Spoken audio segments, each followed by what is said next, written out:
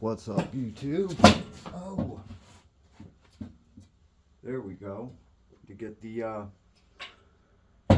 old eye in the sky set up. So, I actually have use of my hands here, and we could talk about this.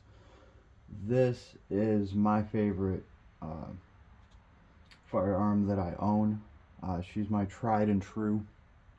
I have the most rounds on this piece right here. I absolutely love her. This is my Daniel Defense MK18 with the quad rail. Oh, I love this thing so much. I didn't even realize how much I love this thing when I got it.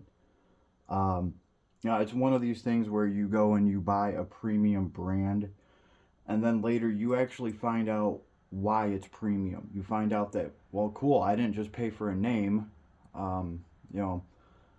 I actually paid for proprietary technology that makes a huge difference depending on the application.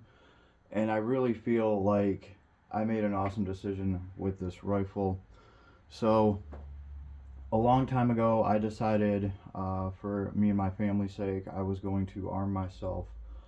Went through the whole process. I sampled a lot of different firearms at different ranges, and I knew that I was going to get one of these.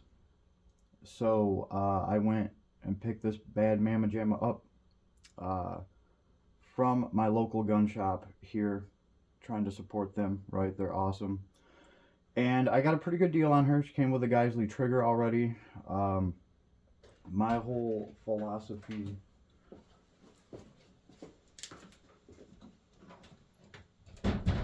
Sorry about that, folks. Had the door come open. My whole philosophy on buying this firearm was I wanted to get something that I knew was pretty much guaranteed to work right out of the box. And if there was some kind of freak issue, that it was going to be a strong enough brand where they were going to take care of that, no questions asked. The way I looked at it is, if I have something locked down, secure, that is solid, that need is met, and then I can go put together whatever Lego set I want. I can go play around with whatever firearms I want. And it worked well for me. Now, not everybody can do that. Some people have to start off with a budget setup. If that's the case, I think the plan would be you're going to be testing the shit out of that yourself, and hopefully it is up to spec for what you want it for what you need it for. Right? The longer you use something, the more you use something, the more familiar you get with it. The way I looked at it, though, something like this was going to take care of my needs, and it was going to give me a good example of what a premium build AR should look, sound, and feel like, the whole experience, right? And then based off of that, I was going to not really start basing opinions, but it was a good place to start learning from, right? From there, I started looking at some budget stuff, and just kind of comparing the features that I already have to what I could get for how much money. I then purchased some other firearms. Like, I got something from, Palmetto State Armory that is a fraction of the price of this. It's still in the AR configuration. They were somewhat comparable. The point being is, I can see now, after, the different rifles that I've had, why some of this stuff is so important. And the proprietary technology, and really what you get with the Daniel Defense.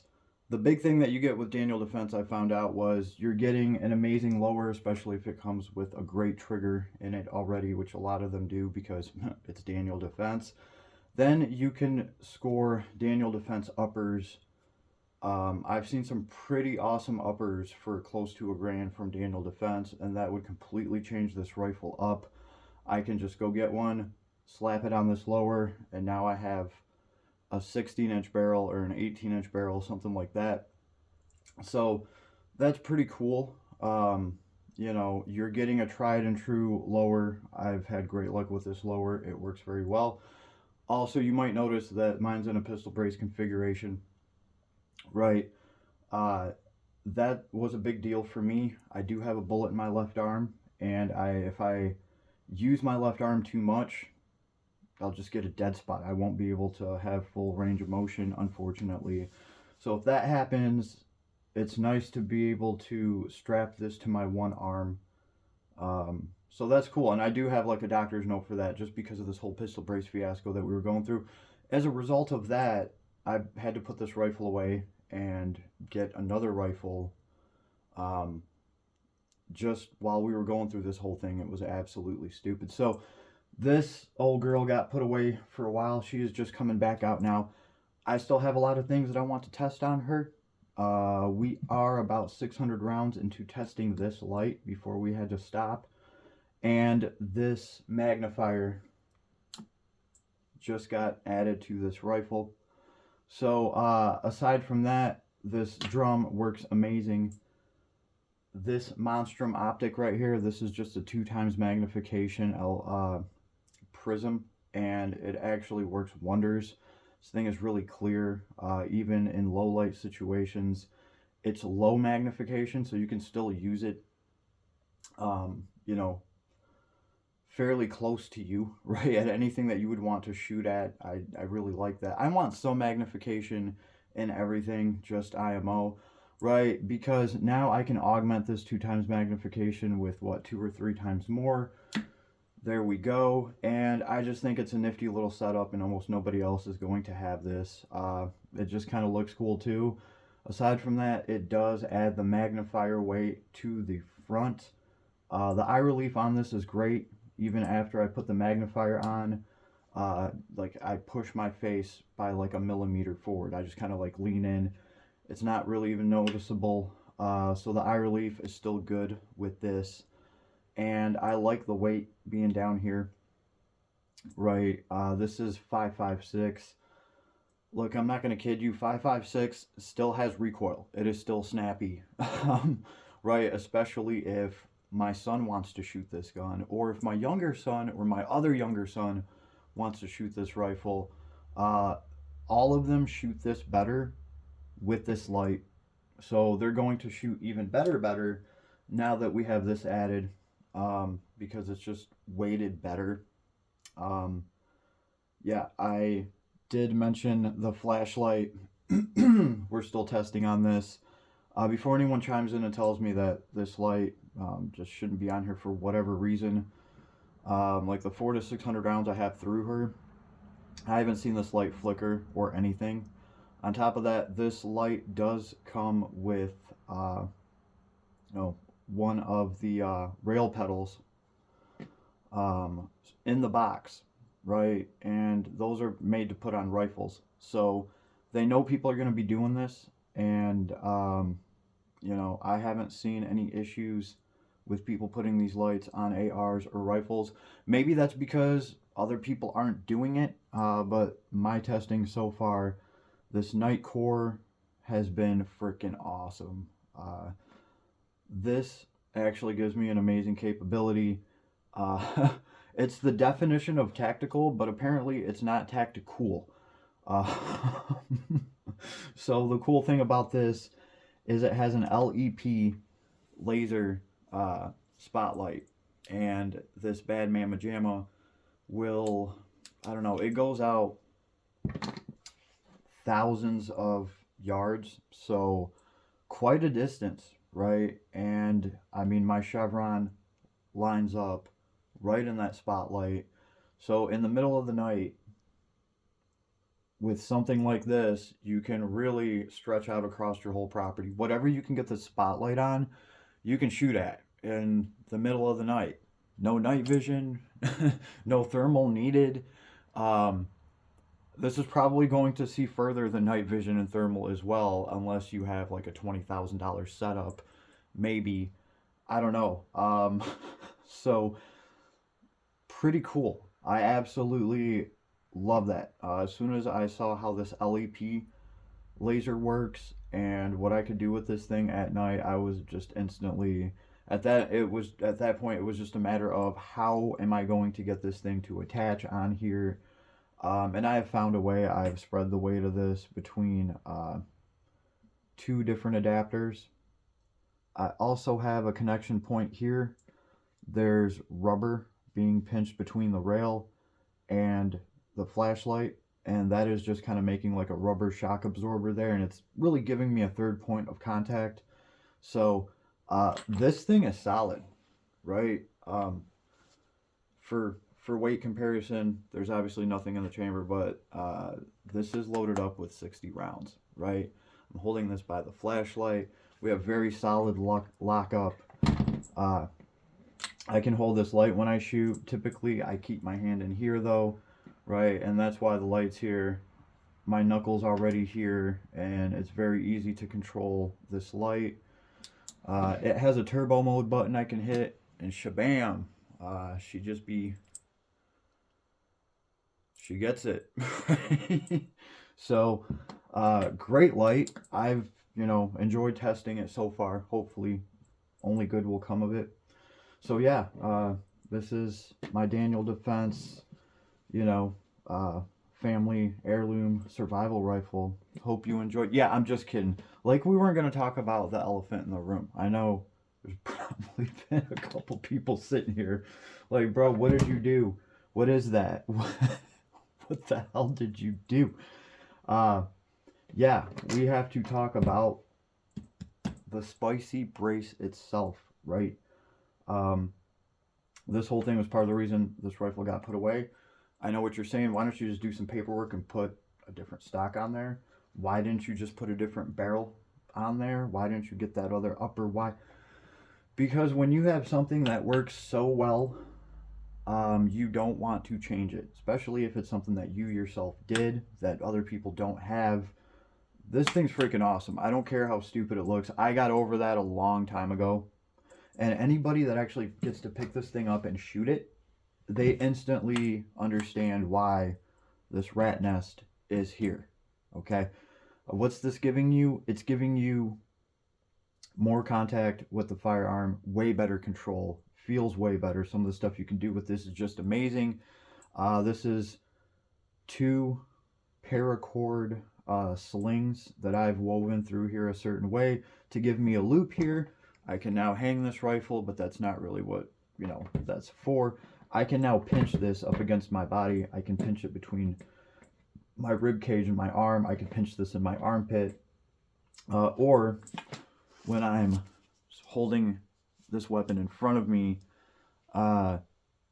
just this touching my chest gives me a connection point. This is stabilizing your shot. Might not seem like it, but when you actually hold this thing and you mess around with it, you feel the connection point. It works very well. If you can rig something like this together, I suggest you try it out. Don't knock it till you try it, right? And if you can get it to stay, you probably will after you try it, because it makes a big difference. We have a Faro Concept sling that is, right, it's the actual sling that I would use for this setup. This sling comes out and is a functional sling. It's set up. I love the Faro, the Slingster. This is my favorite just because the quick adjust works so well on it. So it bites instantly wherever you leave it, and it locks up there, and it holds its position. So it's very nice, and I can keep it slung around like this and just kind of locked up here. I have bigger hands, so this actually helps me get just, it fills out my grip a little bit. I feel like I get a better squeeze on this thing. I keep it like this for when I'm going to the shooting range, because obviously this is a light weapon. I don't need to really sling it up to me. Like a heavy AK or like a 308 rifle, then yeah, I'd be rocking the sling, and I'd be taking more of this gun's weight on my body instead of just in my arms. But with this one, I don't really feel the need to do that, so I just leave this like this. Easier to shoot at the range. And overall, she is just awesome. I've been so happy with this firearm, right? We're about 2,000 rounds in. She eats everything. I've tested so many different kinds of ammo. At this point, I'm just convinced that it just doesn't even matter what kind of 5.56 or 223 I'm running. She's going to eat all of it because I haven't found anything yet that she actually chokes on. Right? So I've covered the accessories that I've chose to put on here. A lot of the stuff's on here for testing, but she might just end up staying like this.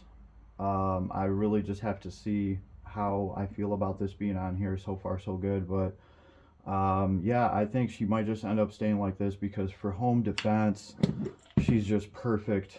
My kids are used to shooting this rifle set up like this. It's the first one everybody wants to shoot, obviously. So happy Brace Day, right? We're all kind of celebrating. Everybody that had a beautiful little snow bunny and fleece like this that they had to stash up in the cabin, right? While we figured out this ATF bullshit, right? Now you can get your little snow bunny out. You can do the damn thing, right? So I'm gonna be taking her to the range. I have boxes of ammo sitting around. I'm gonna pick up right where I left off with all the testing on all the different stuff I'm doing here. But so nice to have her back out. Oh, I missed her. So like, share, stuff like that, you know, if you want to support what I do, right? None of this stuff is cheap. My time is not free, but I think the stuff is worth sharing while we can. And YouTube absolutely destroys videos like this, so show some support if you can. I have videos with 123 views and almost 4,000 likes, so we are blacklisted, and it's part of it's probably just because of the spicy content I make aside from the video games, right? So oh yeah, look, I have a shotgun shell here, just to remind me. I'm going to be talking about some important stuff when it comes to mag-fed Turkish shotguns. If you have any of those, you might want to sub. There's going to be some pretty good information on how to not destroy your mag-fed shotgun, because I found out some very interesting stuff that I guarantee you not everybody knows. So we're going to be talking about that soon as far as the firearm 2A side of all this goes. I will see you all on the flip side. Have an awesome day. The comments are open. Let me know what you thought. Any questions, get at me, and have an awesome day. Later. Eye in the sky, disable.